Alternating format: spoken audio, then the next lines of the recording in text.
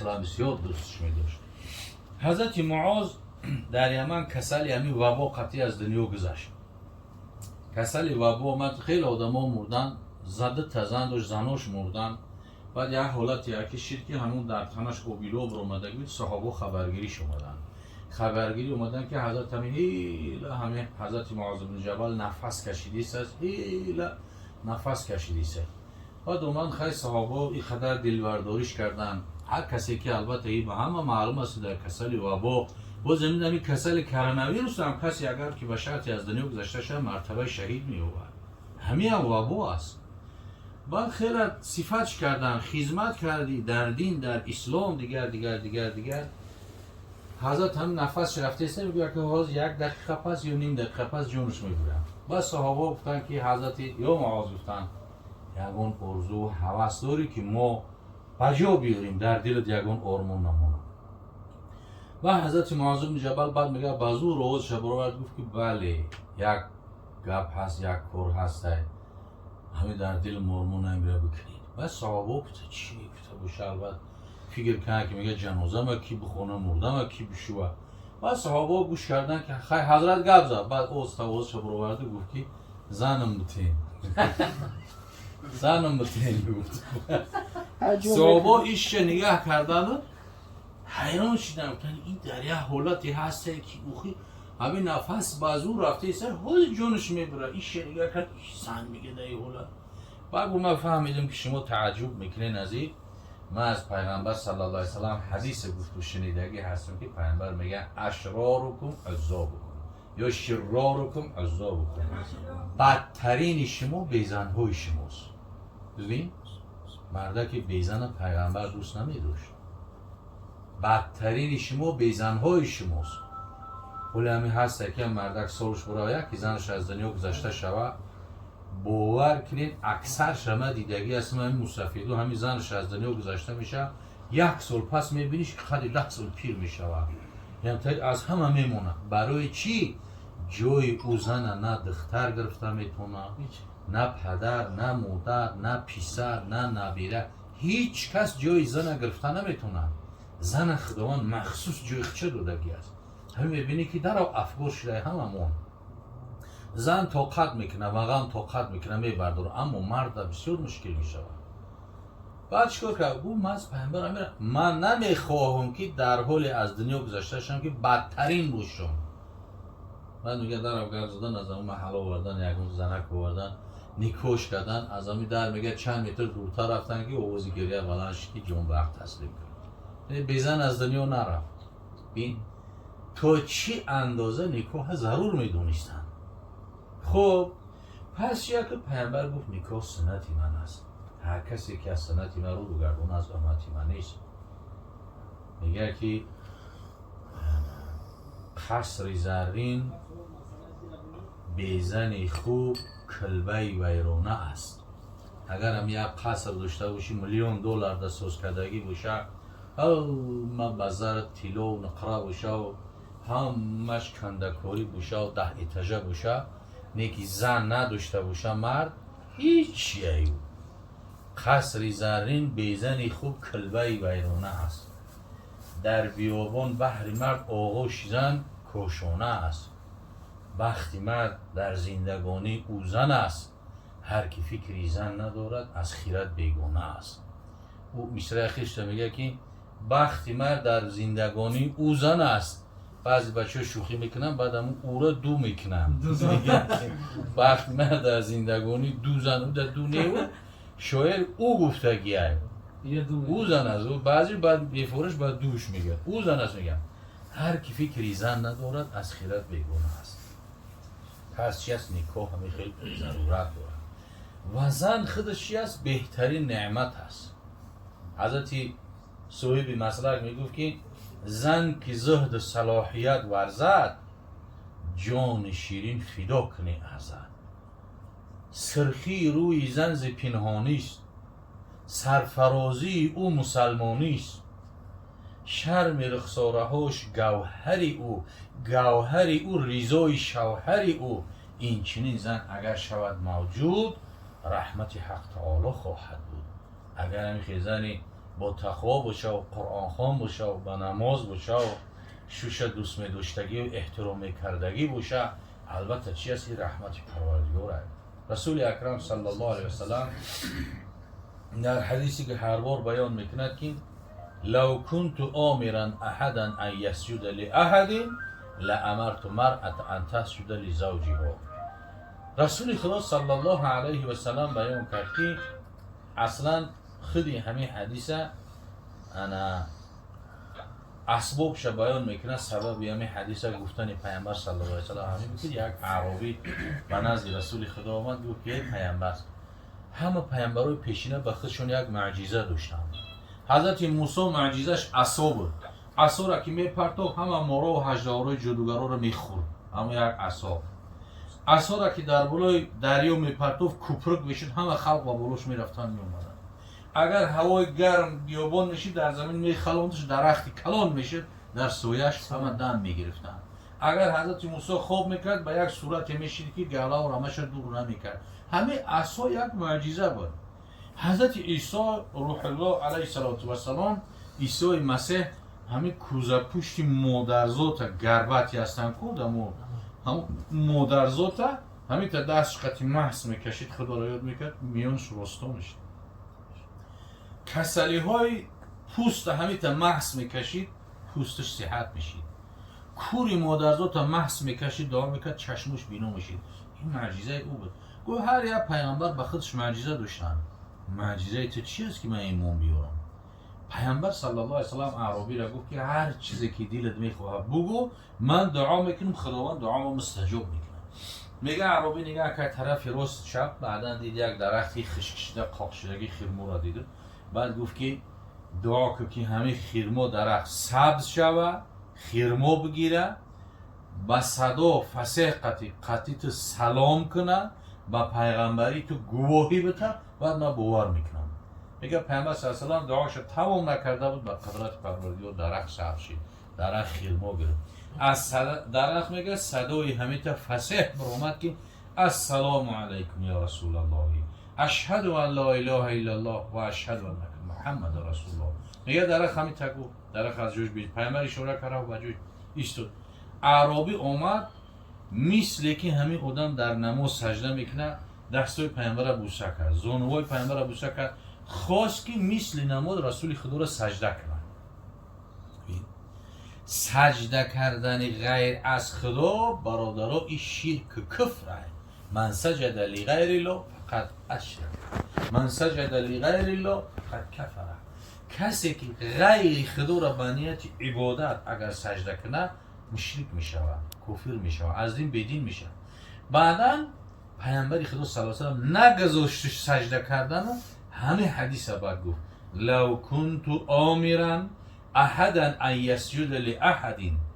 اگر به من امر میشد، پیغمبر میگه اگر به من امر میشد کسی غیر از خدا کسی را سجده کند، لامرت مرأة ان تسجد لزوجها. هر آینه من امر میکردم که زنهای امتی من شوهرشون سجده کنند. برای چی؟ لعظم حقها، از جهت بزرگی حق شوهر. برای همین است که بزرگای خدا میگفتن که اگر زن طاعات مریم کند، زی خونی دیده سجدگاه نم کند، اگر زن به مثل مادر حضرت عیسی مریم عبادت داشته باشه که اگر این زنها را تا قیامت همش جمع کنیم به ناخون مریم برابر نمیشن. ببینید در قرآن یک سوره سوره مریم، خداوند در قرآن زن صفات کردگی زن بسیار، یک زنه که مریم مقدسه بود، از هیچ از پیغمبر خدا بده میومد حضرت عیسی به پدر.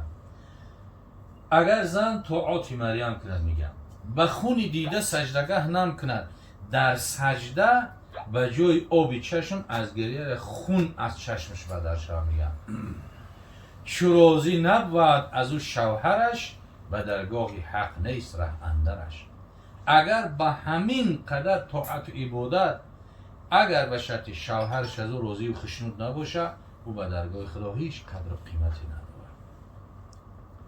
پس چی است که فقط یک چیز دیگر شما بگیم که گو وقت زنها دعوا میکنن که فقط همین مردا را میگین مرتبه شا بالا میکنین، زنها را نمیگین. نه، این در حالت هست که مرد حق خودش به جا بیاره، مرد نفقش برسونه، مهر زنه بته، نفقش، خوراک زنه تامین کنه، پشاق زنه تامین کنه، به خانه زنه تامین کنه، تعلیم تربیهش کنه، به خدا و پیامبر شناسش کنه، کودکوش نگاه و بین کنه، تعلیم تربیه دینی کنه، در حالتی که مرد حقش به جا میوردگی باشه. این خیل نه که مرده که بنگ بزنه و گیرهی بزنه و نه نماز نه روزا بگه که ای من روزی نباشم تا دوزخ میره، روش بد میکنه و پیش خودش یکم دوزخ میره. اگر ایمان نداشته باشه بود در بهش نشه تایید بیشتر دیگر میگیره. بود ایتر نیست که او چی حالتی ده باشه و او زنی بیچاره مظلوم باشه، خیلی نیست. پس چی است که پیامبر صلی الله علیه و سلم همین خیلی چیکار کرد؟ صفات کردگی است. همین حدیث گفت که همین قدر مرد حقوق بلند داره که زن چی است که باید فرمانبرداری او را به جا بیاره. در دیگر حدیث رسول اکرم صلی الله علیه و سلم میگه رضا رب فی رضا الوالدین و سخط فی سخط. روزگی الله در روزگی پدر و مادر شماست. اگر 100 بار حج برای، اگر 100 گاو بکشی، اگر 100 مثلا که خیرات و حسنات هم را بکنی و پدر و مادر ناراضی باشد، اگر خدا هیچ کدومی را قبول نمیکنه. خداوند جل جلاله ببین در قرآن میگه استعیذ بالله و قضی ربک الا تعبدوا الا ایاه و بالوالدین احسانا. حکم کرد پروردگار توی محمد صلی الله علیه و سلم قضی الا تعبدوا، غیر از خدا را عبادت نکنید، الا ایاه، مگر خدا یکتا. ببین که بعد از عبادت خودش الله ذوالجلال اولین چیزی که امر کرد گفت و بالوالدین احسانا، و پدر و مادراتون نیکویی کنید. پدر و مادر یک گوهر نایاب است. یعنی پدر و مادر کم ترور سالتون بروه و میگویی همین اوچکم زنده باشه، همین دستام قطعی در بالای کتیفم در بالای سرم بگردانمش، یا پدرم زنده باشه که دستام قطعی در بالا بگردانمش. پدر و مادر همین قدر احترام و قدر قیمت داره که حتی که در همون زمانهای پیش سالو پیش در جای پدر و مادر نمی نشستن که به احترامی می شود. لباسی پدر و مادر در زمین میدن به احترام می گرفتنش که این لباسی پدر یا مادر من. همین تعلیم و تربیه ها در همین مردم از تعلیم و تربیه بخارای شریف و مردم کوهستان بود، لیکن در آمدن 60-70 سال حکومت شوروی دیگه هم ارالش دیگه نه قدر پدر نه قدر مادر نه هیچ دیگر نه. پس چی است که این برای مرد است. برای مرد بعد از حق الله تعالی حق پدر و مادر است. برای زنها چی؟ پیامبر گریدا رب فی ردای بعلها و سخطه فی سخطه. روزگی الله در روزگی شوهران شماست و ناخشنودی الله در ناخشنودی شوهران شماست. ببین روزگی الله روزگی شوهران شماست. وقتی که خواهر عروس با شوهر که برای من نکاح کشید، حق شوهر از حق پدر و مادرش هم بالا است، از حق اکا دادر، از حق اپا و خواهرش هم بالا است. حوضی آیت داملا خوندن که الله ذوالجلال در قانون ما و شما مسلمان ها چی میگه؟ الرجال قوامون علی النساء. زنا بر بالای مردها چی هستند؟ رئیس هستند. زنا مرئوس هستند. مرد در خاندان رئیس است، زن در خاندان جانشینی او است. برای آباد کردن یک خانه در ببین، مردم حرکت میکنه، زنم حرکت میکنه. اگر در خاندان زن خوب نباشه و زن اگر نیت خیر نداشته باشه و خانه آباد نمیشه، خدمت زن به حد میرسه. ببین قوامون علی النساء. اما چیز قانون ما و شما مسلمان هاست، اما در قانون غیر مسلمان ها میگه که هرچی برابر حقوق. حالا که مرد از زن 70 عضو زن از 70 عضو مرد فرق داره. کاری را که زن کرده میتونه مرد نمیتونه هیچ وقت. کاری را که مرد کرده میتونه زن کرده نمیتونه. هر کدومش خداوند در جای خودش خلق کرده دیگه. برای همین چی است که مرد قوامون گفت. مرد چی است که رزق به خاندان میاره، خاندان حمایت میکنه، کودکان را تعلیم و تربیت میکنه، چی هست که نونوار هم از رزق میگیره میوره، خونه را حمایه میکنه، در خاندان خدمت بیرون خانه مشکل تر است او را به جا میاره. زن هم چی است به خودش وظیفه ها داره. پس چی است که همین حدیثی که رسول اکرم صلی الله علیه و سلم گفت چی است که همین چیزا همین چیز معتبر است که جوانو باید که در این مسئله آگاه باشن. البته که زن خوب، دختری خوب و دختری قرآن خوان و نماز خوان و بشر و به حیا این یکون مثلا که معدن نیست که بگیم که بهترینش یاپونسکی بریم امو دختر و یاپونسکی را بگیریم. نه یا بگیم گرمانی را بگیریم ای زوره میگن ولی میگن که موشینوی گرمانی موشینوی یاپونیا همه در زوره بریم بگیم اگه این زن این دختر نه چوب است نه پلاسماس است نه آهن است نه تنکای نه پولیتیلین است نه مثل قرغاشیم است این معدن نیست که یک زود بگیره بروش. انا همون زنها و دخترای پاک دامن با علم و با مدنیت با معرفت با سواد با عقل با خیرت باید در خاندان مردم ما و شما تعلیم تربیت بیاد. تعلیم تربیت بیاد. این تنه که همین صنف دیگه و سیمیش یک تلفن دیگر در دست شاید دیگر خدا پناه بده دیگه چی میشه؟ خدا پناه بده. یک چیزایی امروزا میشنویم که خدا پناه بده. ولی یک تشور قصه کردیستن که یک دعاخون آورده است همین دخترم جین داره.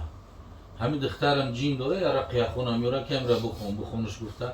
بعد او رقیه خون میگه چیکار میکنه؟ میگه همین میشته میخنده بوی قمیسته یکم وقتش گه میزنه. هیچ که تلفن در تای دست شاید کورپا را تای سرش میکشه و با همون کدام بچه که دیگه هم گه میزده مسخره بازی قط میخندیده. ای کمپیر مثبت بیچاره خیالش که جین داره خودش تو پاکن نزد تلفن داره. ببین همین تلفن هم چیست برای او لازم نیست. در سلامتیشون هم ضرر داره. یعنی در سلامتی هم ضرر داره. در مردم چقدر قوای مرد میکشه ضرر داره. اگه امروز همین چی است به این قریب نمیشه همین مخته شدگی همه همین جامعه پیشرفت همیشه شدگی. لیکن در اون چی لازمه؟ در حالتی که مکتب میونه میخونه چی لازمه؟ این مسئله باید که احتیاط داشته باشیم. تلفن داشته باشه گاه تلفنک شه بگی بگی در درون همون چیه؟ چی را تماشا میکنه در کجا میدرویه؟ همین سخت باید که ما و شما رعایت داشته باشیم. اگر رعایت نکنیم فردا روز قیامت در نزد خدا جواب میدیم. همین دین مبین اسلام که پدر و بابا و اجداد و بیبی های ما شما آوردن همین را به ما و شما رسوندن باید ما و شما در این امانت خیانت نداشته باشیم باید به دیگرو برسانیم. خداوند این خواهر عروس همراه شاه داماد بخت سعادت و عمر دراز و صحت فرزندای صالح صالحه و عالم عالمه فرزندای حافظای قرآن فرزندای خادمای شریعت نصیب روزیشون بگردانا و جمیع بچه های مسلمان بیزن صاحب زنای پاک دامن بگردانا دخترای به شوهر الله ذوالجلال برده ها و بچه های چی از به نماز و به طاعت و عبادت خوب نصیب روزی بگردانا.